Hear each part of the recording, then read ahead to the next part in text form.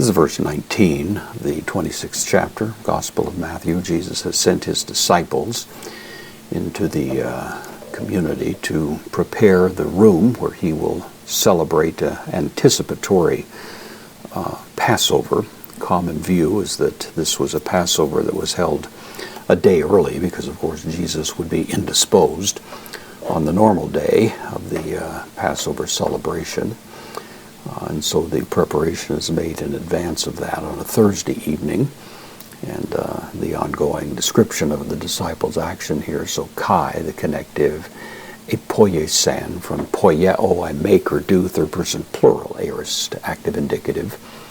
They did, namely the disciples, the subject, the disciples did, hos. Hos is a conjunction, did as or just as. Sune togzin. This is from sun tasso, soon, together, tasso, to appoint something, to appoint it emphasizes it a little bit. The subject of the verb ho Jesus is Jesus had appointed or directed autois them. It takes the dative, referring to the disciples, the dative plural, masculine, kai, connective, hetoimasin, from hetoimazo, to prepare. This is the third person plural.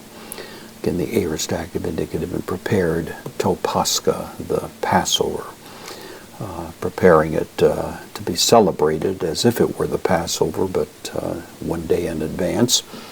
And so it's actually the first celebration of the Lord's Supper, taking place a day in advance of the last legitimate Passover, because the Passover is actually dramatically being carried out. All of the many, many years of anticipating this Passover is now taking place in dramatic form as Jesus hangs on the cross as the lamb, the Passover lamb, the true Passover lamb that is taking away the sin of the world. And this is, of course, the great event that is being recognized here.